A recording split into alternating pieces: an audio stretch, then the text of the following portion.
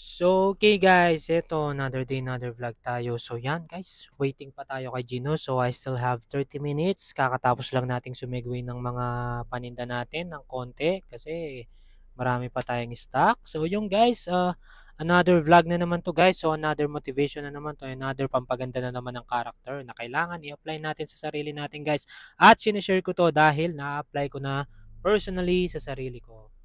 So yan guys, gusto mo bang magkaroon talaga ng peace of mind at gusto mo ng mapayapang pamumuhay? Isang tip ito guys para maiwasan natin yung bagay na yan. So yan guys, ganito kailangan iwasan natin yung mga toxic na tao guys. Yan. Kung may kamag-anak kang toxic, may kaibigan kang toxic, may kapitbahay kang toxic, o saan man yan or katrabaho, iwasan mo guys. Huwag mong patulan.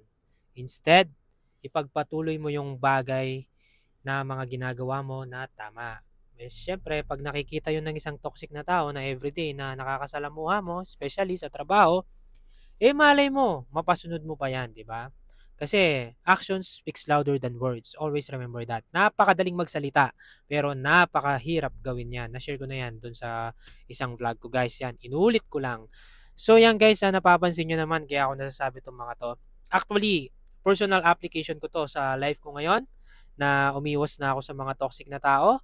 Kung gusto nila yung mga ginagawa nila at umiiwas ako, wala na silang magagawa doon. This is me. I have a lot of dreams in my life. Siyempre, kailangan mag-focus tayo doon. Instead na mag-focus ako sa kanila na wala naman na itutulong sa buhay ko, eh mag-focus na lang ako doon. Dapat ganyan ka rin. Yeah? Ang dali lang yan, guys. Nako. Oo, may mga kaibigan tayong toxic na pag iniwasan natin, eh mawawala sila. So what? Find another circle of friends. Ako, millions and millions yung mga tao dito sa mundo. At pwede kang pumili ng isa kahit dalawa lang na kaibigan or kahit sino pa yan guys. Basta alam mo makakatulong sa daily life mo, sa character mo, why not, di ba? Napakadali lang yan guys. Kami, di ba? Kung sa relatives mo, yun yung mga ginagawa nila, pangit at medyo toxic sa life nyo, toxic yung relation nyo, iwas ka na lang. Yan, kami, ganyan kami ngayon. Kaya dun sa bahay namin, alam nyo guys, nag-enjoy kami, kami-kami lang, nanay ko, tati ko, kapatid ko, ganyan. Medyo may alas kahan ng konti, nagbubwisitan lang, mga ganun, nag-aasaran, pero at least, we love each other. Ayan, di na kami ganong nakikibalita sa mga, syempre, you know naman, mga ibang kamag-anak namin, yun nga, someday, I will tell you why, but this is us, masaya kami.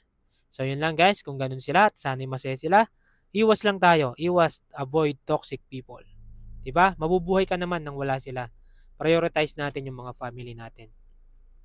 So yun lamang guys. Sana may natutunan ka na naman at maraming maraming salamat sa pagpatuloy na panonood mo sa mga vlog ko.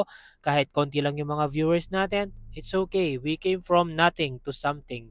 Dati nag-view lang ako sa akin, nanay ko, tsaka yung kapatid ko, tsaka yung asawa ko. But now, di ba, kahit maka 200 lang tayo, that's a really, really good progress. Yun lang, and maraming maraming salamat. So, Daddy Jepo nyo, halos palabas na yung anak ko, kahit nandito tayo sa sasakyan, nakakapag-vlog tayo, napakasarap sa pakiramdam. So, yun lamang guys, maraming maraming salamat. Syempre, finger heart kayo sa akin, and bye-bye. At yun na nga, dahil Biniverse, eh...